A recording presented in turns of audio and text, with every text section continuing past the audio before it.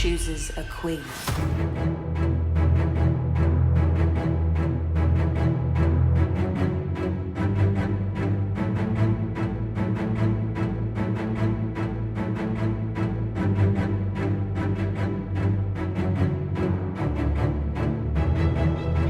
I loved Cursed, both the show and the book, and I would love to know how you both came to be interested in telling a version of the Arthur story. Speaking for myself, I just lucked out. I had a chance to sit down with Frank Miller, who, don't tell Frank, but I'm a lifelong Frank Miller fan, and oh, hi, Frank.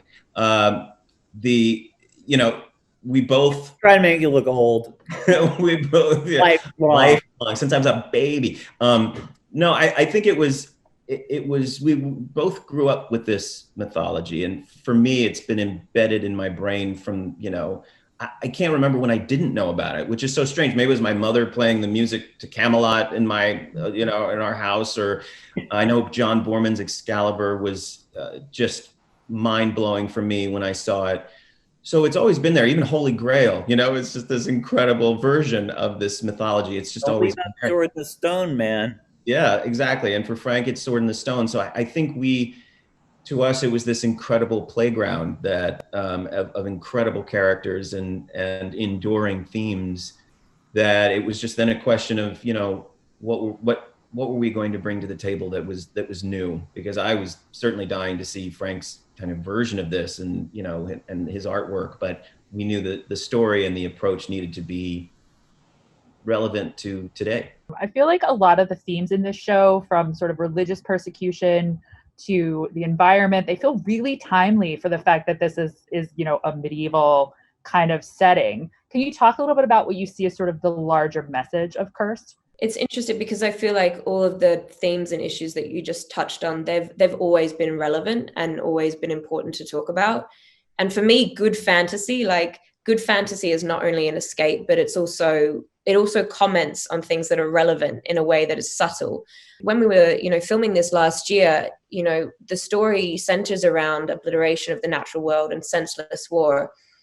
And I think, if you kind of overarch the journey, there's a lot of themes in it, but the big journey, and especially for Nimue, is embracing yourself, like whether that's good or bad, no matter what someone says, it's about embracing all of you to be the best self that you can be, and to have the courage to fight for justice in the face of adversity. And I feel like that sentiment is something that's very relevant now, and that hopefully when people watch this, they might be able to reflect on, given the current times. There are so many themes that we can recognize from our world. The obliteration of nature, persecution of indigenous people and minorities, religious zealotism and oppression. And then the recurring theme, Arthurian theme, which is the question of legitimacy and eligibility of power, what power does to us. Demonization of other, I think it's even people watching this, I think, that you're going to get fans that are like, oh, I don't understand why there's a female lead, or, why isn't this character the center like of stage and things like that. And it's just one of the things of, why do you think like that? Why are you thinking that? And it's one of the things that there's a lot of prejudice. There's a lot of ideas of people in the story. And I think what's exciting is the story constantly questions you to think differently, to always think, you think this character is strong, but then they show you vulnerability, and you see strength through that vulnerability. And I think it's exciting. It's one of those things where people are going to discover things in so many different ways. But yeah, I definitely think demonization of other is something that is front and center of the story. I think it's so interesting that you both mentioned Excalibur and the Sword in the Stone. Spoiler alert, I also was formed by the Sword in the Stone and T.H. White, but that you chose to tell a story about Arthur's world that's reframed around a female character. How did you decide that a feminist perspective was needed here? We started talking about this, and my daughter was 10 or 11 at the time.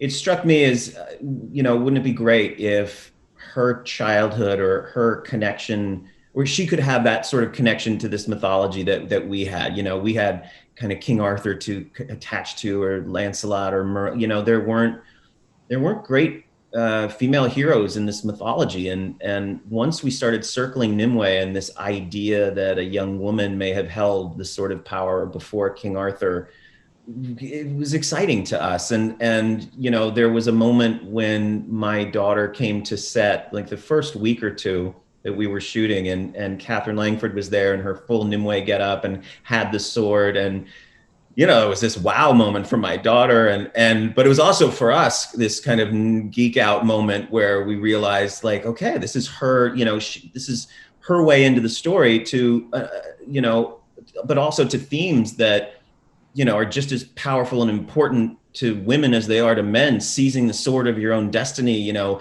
at a time when you don't feel ready for it, and, you know, kind of tackling the world with the, you know, these themes, this idea, this sort of young hero taking charge and being in command, you know, that's meaningful no matter who you are. So it was exciting to kind of bring the Lady of the Lake to the front and let her story be told. And she's hardly the end of that theme. Where do you see Guinevere?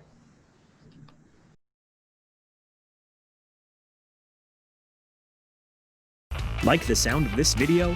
All of our music was licensed from Soundstripe, a subscription-based royalty-free music library for filmmakers, podcasters, YouTubers, and more. Soundstripe. Keep creating.